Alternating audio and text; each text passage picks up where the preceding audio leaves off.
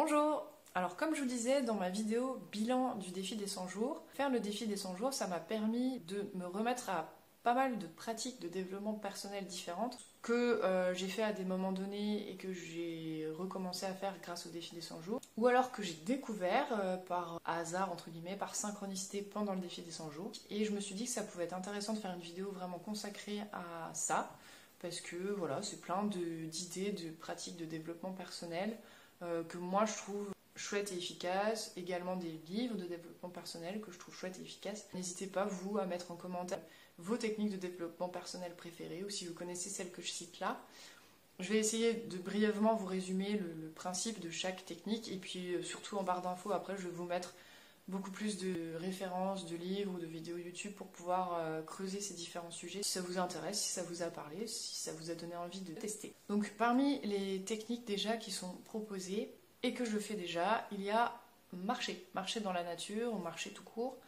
Moi, c'est quelque chose que je fais régulièrement. En général, maintenant, je pars toujours avec mon téléphone, tout simplement parce que j'aime bien avoir quelque chose pour noter. J'ai toujours des idées, des réflexions qui, à un moment donné, surgissent un peu de nulle part, des bonnes idées pour développer, par exemple, cette chaîne YouTube ou pour ma vie perso, qui arrivent en marchant. Et c'est vrai que j'avais lu aussi que pour booster la créativité, c'est une pratique qui est recommandée de marcher assez longuement et parfois quand un peu le mental lâche et que voilà on est bien dans sa marche au bout d'un certain temps, hein, au bout de je sais pas peut-être 20 minutes, il commence à y avoir, on peut commencer à avoir des super idées qui viennent et il faut les noter impérativement parce que c'est comme quand on s'endort, souvent ça arrive quand on commence à s'endormir et qu'on a des super idées qui arrivent à ce moment-là.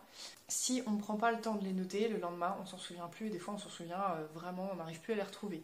Ben, c'est pareil en marchant, c'est pareil, c'est le genre un peu d'intuition, de penser vraiment des bonnes idées quoi, qui arrivent et qu'il faut choper au vol et noter, sinon on les perd. Mais en tout cas c'est une super pratique, je trouve que c'est vraiment des bonnes intuitions, des bonnes idées qui arrivent et c'est toujours hyper juste. Et donc marcher, ça les fait venir.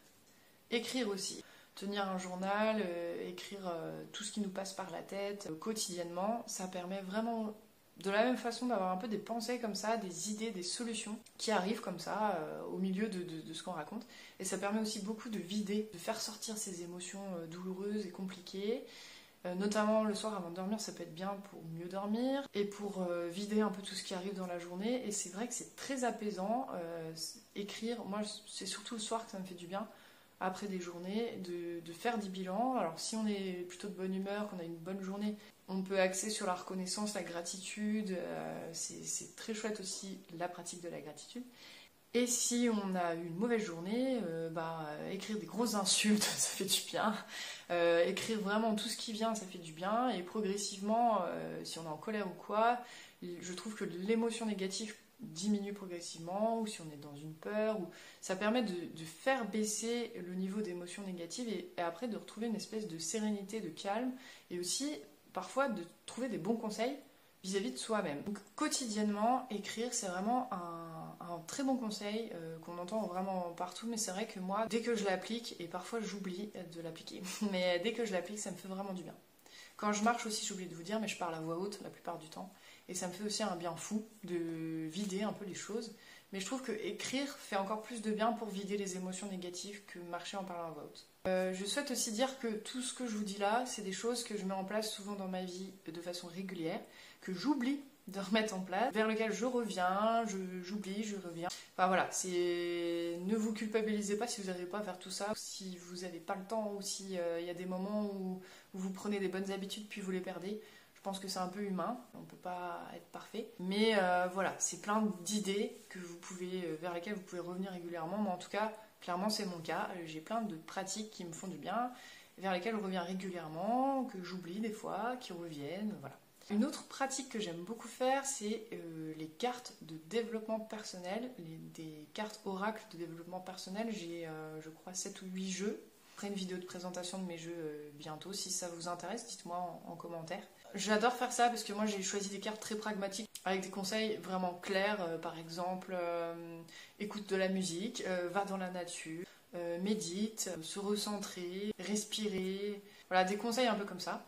Et j'aime beaucoup tirer des cartes régulièrement, soit en posant une question par rapport à quand je veux un conseil pour une situation précise, ou pour un conseil en début de journée par exemple, ou un conseil pour, voilà, pour le moment, qu'est-ce qu'il faudrait que je fasse pour que voilà, ma vie se passe le mieux possible au moment où je tire la carte. Donc les cartes de développement personnel, les cartes d'oracle, j'adore. Franchement, c'est une pratique que j'adore. Puis j'aime bien en choisir avec des belles couleurs, des couleurs pastel, qui me parlent avec des belles illustrations. C'est une pratique un petit peu nouvelle, ça fait pas très longtemps que je fais ça, mais j'adore. Ensuite, la pratique des affirmations positives. Ça, je le fais aussi. En général, je le fais dans ma voiture avec des vidéos YouTube. Je choisis toujours des vidéos YouTube où on a un long temps de silence entre deux affirmations positives. Parce que j'ai remarqué qu'il faut impérativement que, au lieu de répéter machinalement comme un robot l'affirmation que j'entends, il faut vraiment que je l'intègre et que en fait, je me visualise vivre la chose avant de la dire. Sinon, je pense que ça marche pas spécialement. Alors que là, par exemple, si je dis je vais passer une excellente journée pleine de joie, je m'imagine passer mon excellente journée pleine de joie. Après seulement, je dis la phrase. Et après, je passe à la suivante. Mais donc, du coup, il me faut un temps assez long entre deux affirmations positives.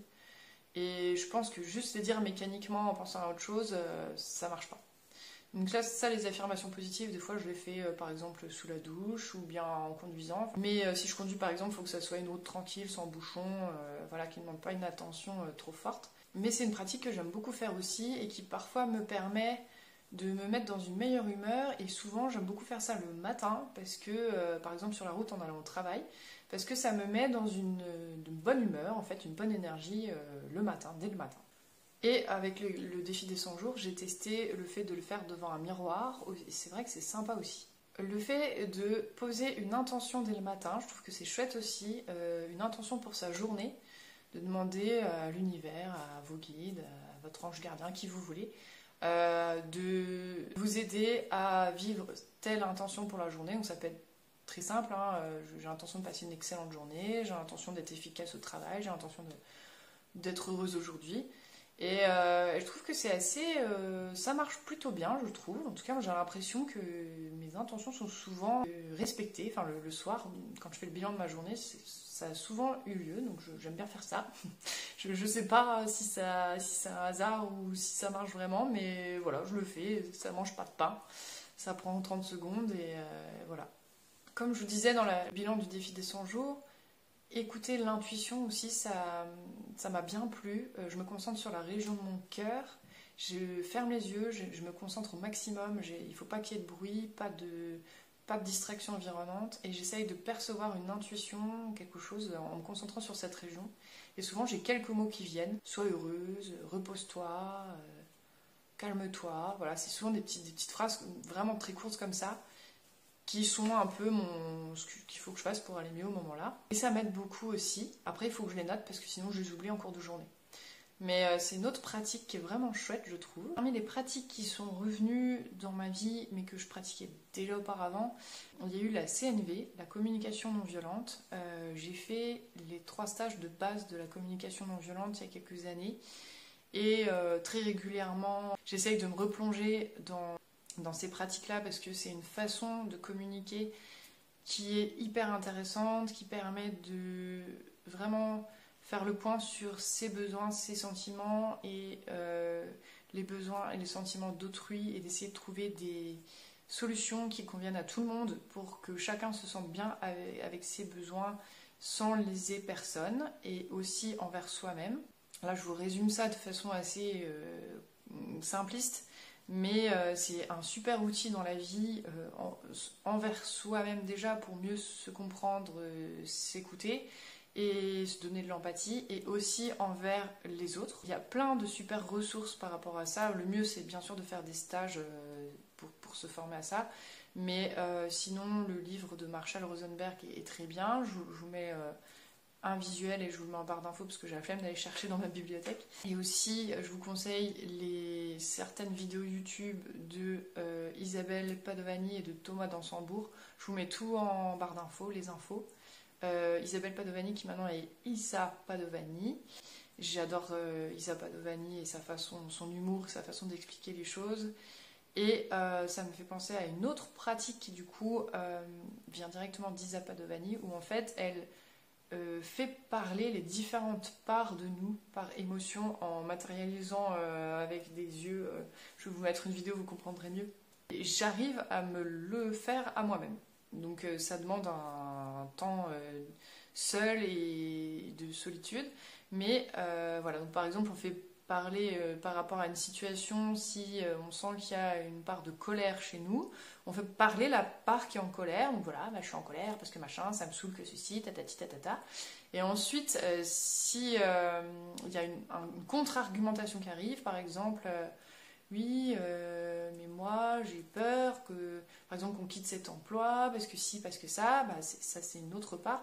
Et en fait, il faut identifier le besoin de chaque part. Par exemple, la colère, elle peut avoir un besoin de passer à l'action, alors que la peur, elle peut avoir un besoin de sécurité.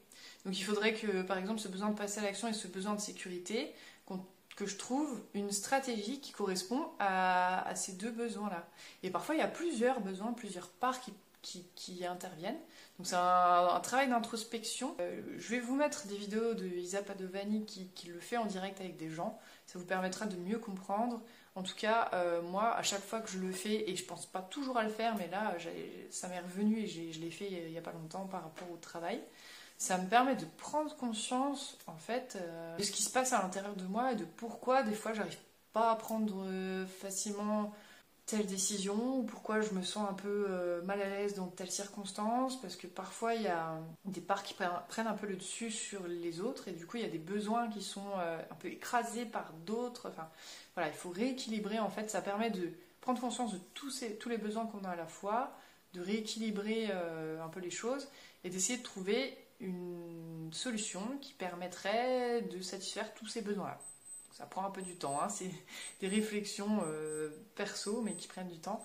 Mais ça, c'est une super technique. C'est bien sûr des thérapeutes qui vous aident à le faire si vous n'arrivez pas à le faire pour vous-même. Je pense que là, vous trouvez toutes les infos sur le site de Isa Padovani.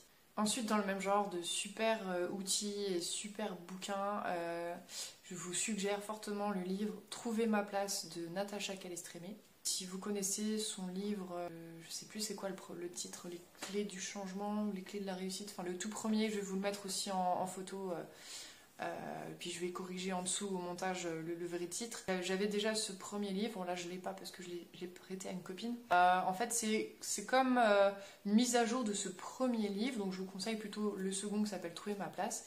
Et donc en fait c'est des protocoles de libération par la parole qu'on peut faire chez soi avec le livre et qui permettent de notamment libérer des choses qui se répètent au niveau transgénérationnel, se libérer de certaines épreuves que peuvent avoir vécues par exemple nos parents, nos grands-parents, nos arrière-grands-parents et qui se rejouent dans notre vie. Donc ça ressemble un petit peu aux thérapies de constellation familiale, à la psychogénéalogie, si vous connaissez un petit peu toutes ces choses-là. Sauf que là, on peut le faire tout seul chez nous avec le livre de Natacha Calestrémé en suivant pas à pas le protocole qu'elle propose. C'est conseillé de le faire au maximum tous les 15 jours pour que après les énergies qui sont un peu bousculées par ce travail aient le temps de se poser et de s'intégrer. Et là, clairement, je l'ai fait quasiment pendant tout le défi des 100 jours, je le fais encore maintenant. Presque tous les 15 jours, je nettoie des choses avec 3 personnes différentes, soit de ma famille, soit des personnes, des anciens collègues de travail, des anciens chefs. Enfin, je libère plein de choses. Parce que c'est pas que par rapport au transgénérationnel, hein, c'est aussi libérer des émotions, ou récupérer, en fait, le principe, c'est récupérer l'énergie que quelqu'un d'autre vous a volée, par exemple dans un conflit ou une situation stressante à répétition. En fait, l'autre personne vous prend de l'énergie. Et donc, en fait, par le biais de ce protocole, on récupère l'énergie que quelqu'un d'autre nous a volée. Et c'est ça qui, selon la théorie de Natacha Calestrémé, fait que dans notre vie, on va se sentir de mieux en mieux et on va se libérer de certaines épreuves parce qu'on récupère progressivement nos énergies. Et voilà, donc je fais ça. C'est assez... alors, ce livre est génial, vraiment... je pense que pour avancer dans sa vie, se libérer de certaines problématiques, ça traite pas mal de problématiques différentes au niveau relationnel, couple, familial, parentalité, maladie, santé, financière, travail. Enfin, allez-y, je pense que vous ne serez pas déçus si vous achetez si vous aimez ce genre de livre de développement personnel et si vous avez envie d'avancer. Vraiment, c'est un très bon investissement, ce bouquin-là.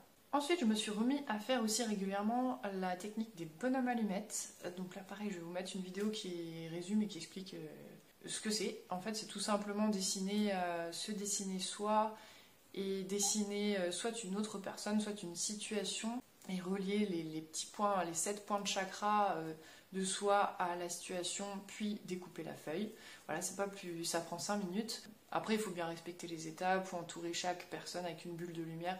Mais ça, je vous laisse regarder la vidéo, ça sera plus clair pour vous. Mais je l'ai fait quelques fois par rapport au travail, par exemple, pour essayer de libérer un peu les énergies. Alors, j'avais déjà testé dans le passé sans trop voir d'effet, mais là, par contre, j'ai eu l'impression qu'il s'était passé des améliorations suite à mes bonhommes allumettes. Par contre, j'ai l'impression qu'il faut le refaire souvent. Je sais pas, j'ai pas l'impression que c'est définitif. Mais voilà, c'est une technique aussi de libération énergétique et émotionnelle qui peut être sympa, qui prend pas trop de temps à faire. Donc, pourquoi pas tester ça aussi. Ensuite, je me suis aussi décidée à me fixer des objectifs chaque matin en lien avec 3 thématiques qui m'importent dans la vie. Et donc, par exemple, encore une fois, je fais pas tout en même temps. Hein. C'est des moments où je fais ceci, il y a des moments où je fais cela. Et donc, mes 3 thématiques, c'était je prends soin ou j'améliore ma maison, mon lieu de vie. Donc par exemple, ça pouvait être, je sais pas, changer la déco, ranger, faire le ménage, faire des travaux, faire du tri, organiser mieux les choses, désencombrer. Enfin voilà, il y avait toute une partie sur mon lieu de vie. Je prends soin ou j'améliore mon corps. Donc là, il y avait tout ce qui était, ça peut être faire de la méditation, du yoga, du sport, marcher dans la nature, massage, acupuncture, routine beauté, épilation, faire des exercices de respiration, aller voir des thérapeutes, aller voir l'ostéopathe, aller chez le dentiste, enfin voilà. Prendre soin du corps. Et 3e partie, j'avais mis j'améliore ma vie pro. Donc là, je choisissais ce que j'avais envie, quel est l'objectif pro que j'avais envie d'améliorer ce jour-là. Et pour les jours de vacances ou de week-end, je faisais pas la partie j'améliore ma vie pro. Et je trouve comme ça que de se fixer 3 objectifs, je trouve que c'est bien. J'avais vu ce conseil passer, que c'est bien de se fixer 3 objectifs par jour. Pas des trop gros objectifs, mais des objectifs un petit peu à atteindre dans sa journée. C'est vrai que des fois, ça permet de se sentir un petit peu plus productif, motivé, se donner un cadre. Voilà, après ça dépend de vous, hein. Vous n'êtes pas forcément dans des personnalités qui ont besoin de ça. Moi, j'ai tendance à m'éparpiller, donc j'ai l'impression d'accomplir des choses efficaces dans la journée, et puis aussi faire une petite introspection pour fixer ses objectifs. Donc c'est quelque chose que j'aime bien faire aussi au quotidien. Dans les pratiques que je fais aussi très très régulièrement, et ça par contre je l'oublie pas, je le fais vraiment souvent, je parle à mon enfant intérieur. Alors pour ce faire, ce qui marchait très bien au départ, ce qui marche toujours très bien, c'est souvent je mets 2 chaises face à face, je m'assois sur la première chaise, où je suis entre guillemets moi, et ensuite je pose des questions à mon enfant intérieur. Par exemple, je dis comment ça va aujourd'hui, qu'est-ce qui se passe pour toi, je change de chaise, je vais m'asseoir en face, et là je sais pas, ça vient tout seul, je parle comme si j'étais mon enfant intérieur et je dis ce qui va pas, et souvent ça me permet, et maintenant j'arrive aussi à le faire sans les chaises, dans ma tête, à voix haute, en me mettant comme si je changeais de personne à chaque fois. Ça peut vous paraître barré, hein. J'espère que vous êtes adepte de développement personnel et tout ça, parce que sinon ça va peut-être vous sembler fou. Mais en tout cas, en faisant ça, j'arrive à identifier un peu ce qui peut se passer à l'intérieur de moi et qui peut me stresser. Par exemple, je me souviens d'une fois assez marquante où en fait j'allais à un rendez-vous médical et je me sentais super stressée, mais je comprenais pas pourquoi. J'avais pas spécialement l'impression d'avoir peur de ce rendez-vous médical. Enfin voilà, je me sentais pas bien. Et j'ai fait l'exercice de l'enfant intérieur, et en fait, ce qui est ressorti, ce que l'enfant intérieur a dit, c'est en fait, j'ai peur d'y aller, quoi. J'ai peur de ce rendez-vous. Et après, je me suis dit, ah oui, donc en fait, je stressais, j'en avais pas conscience. Donc ça permet, en fait, je trouve que ça permet un peu de faire parler son inconscient, cet exercice-là. Ça permet un peu d'aller mettre à jour, des fois, des raisons enfuies ou intérieures. Pourquoi on a tel ou tel mal-être, qu'on ne s'en rend pas compte là tout de suite. L'exercice des parts, là où je vous ai parlé plus tôt, ou l'exercice de l'enfant intérieur, ça permet de faire venir à la conscience des problématiques qu'on a dans l'inconscient. Le fait d'écrire aussi, ou de marcher en parlant, tout ça c'est des choses en fait pour finalement prendre conscience de ce qui se trame un peu dans le fond de votre inconscient, qui fait que finalement vous vous sentez pas trop bien pour X ou Y raison. Et parfois, on est obligé de passer par des techniques comme ça pour identifier c'est quoi la problématique et pour apaiser en fait la problématique. Donc j'aime beaucoup ce genre de technique. Il y a des personnes aussi qui arrivent bien en faisant de la méditation.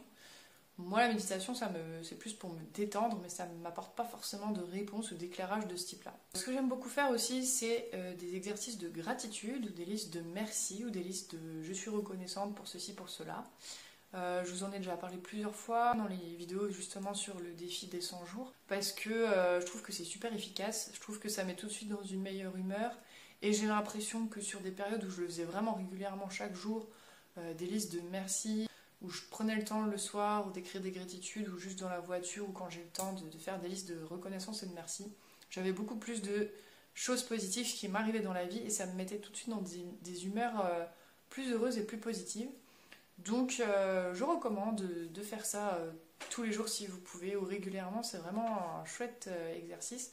Ou aussi le soir avant de dormir, dans sa tête de se dire ah, je suis reconnaissante ou heureuse pour 3 choses qui se sont passées aujourd'hui dans ma journée.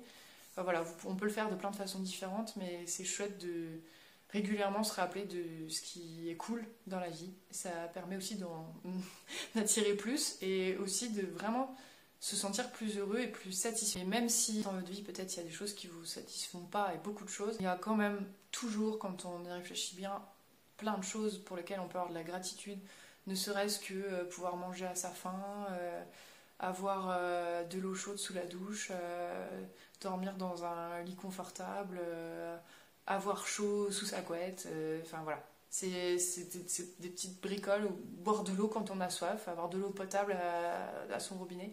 Enfin voilà, c'est des petites choses pour lesquelles on s'est habitué, mais en fait qui sont précieuses et c'est bien de s'en rappeler aussi un petit peu régulièrement.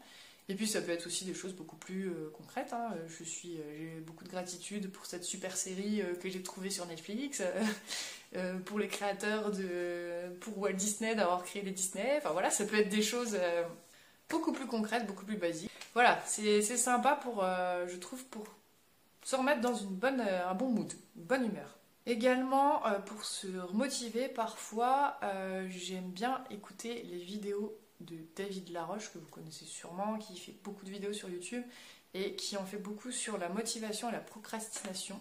Je vous en mettrai une ou sa playlist en barre d'infos pour que vous puissiez voir de quoi je parle. Je trouve qu'il a beaucoup de vidéos qui sont assez motivantes avec des musiques un peu à l'américaine et tout, un peu motivantes et qui remettent aussi un peu dans un bon mood, et il explique aussi pas mal le fonctionnement de la motivation, le fonctionnement psychologique des choses. Et ça permet de se remotiver ou de mieux comprendre ce qui se passe aussi en nous, donc j'aime beaucoup aussi. Et là, très régulièrement, j'écoute le livre audio Demandez, vous recevrez de Esther et Jerry Hicks. Je pense qu'il est bien aussi de l'avoir en version papier, celui-là, parce qu'il y a des exercices à faire dedans, et du coup, en livre audio, c'est pas pratique de revenir en arrière pour réécouter bien la consigne, alors qu'en papier, ça serait mieux. Que je trouve vraiment pas mal aussi, qui parle un peu voilà, de tout ce qui est intention positive et loi de l'attraction et façon d'être un peu plus dans des pensées positives au quotidien. Vraiment chouette, je vous le recommande aussi. Et puis bien sûr, les défis des 100 jours de Lilou Massé. Je vous ai fait 3 vidéos sur le sujet parce que je l'ai expérimenté et je vous en ai parlé bien plus en détail. Je vous remets les 3 vidéos en barre d'infos. C'est vraiment un super outil pour avancer dans la vie et faire un peu plus d'introspection. On peut faire aussi, grâce à ça, se remettre à faire des tableaux de visualisation positive. Moi, je le fais avec Pinterest, j'aime beaucoup faire ça. Ça permet aussi d'écrire des visualisations positives, ce qu'on souhaite vraiment de façon ultra détaillée pour différents domaines de vie ou différentes projections futures, et de les écrire au présent. Et puis il y a plein de thématiques différentes, il y a plein de cahiers d'exercices différents. Moi j'ai fait le premier, le basique entre guillemets, qui est assez général, mais vous pouvez faire pour l'abondance financière, pour développer votre intuition, pour vous reconnecter à votre féminité. Enfin voilà, il y a plein de thématiques plus précises si vous avez envie de quelque chose de plus précis. Ou vous pouvez rester dans la thématique générale, ça c'est à vous de voir. Donc voilà, tout ça c'est mes pratiques du moment. Je pense qu'il y en aura des nouvelles qui vont arriver par la suite et ça évolue régulièrement. Moi je vais aussi voir des thérapeutes qui travaillent dans l'énergétique. je vais pour les allergies. Là pour le coup ça m'arrive un peu par synchronicité, c'est par exemple une copine qui me dit qu'elle a été voir, je sais pas, un micro-kiné qui l'a aidé pour tel truc, ou quelqu'un qui travaille sur les énergies du corps, en bioénergie, sur telle thématique, et puis en fait ça me parle super, et là je me dis waouh, moi aussi je veux y aller. Ou j'ai une copine qui s'est formée au massage thérapeutique qui font ressortir des choses de l'inconscient. Enfin voilà, je trouve qu'il y a plein de thérapies, de psychothérapies différentes, qui travaillent sur le corps, sur l'énergie et qui peuvent beaucoup aider. Donc je teste aussi des choses comme ça très régulièrement et en suivant un peu le mouvement, les synchronicités, ce qui arrive dans ma vie. Et ça m'aide aussi énormément. Mais sinon, de façon perso, toute seule, de moi à moi, je fais tout ce que je viens de vous dire, par alternance, ou voilà, selon les problématiques du moment. Et je lis pas mal de livres de développement personnel aussi. Et je regarde aussi pas mal de vidéos de développement personnel.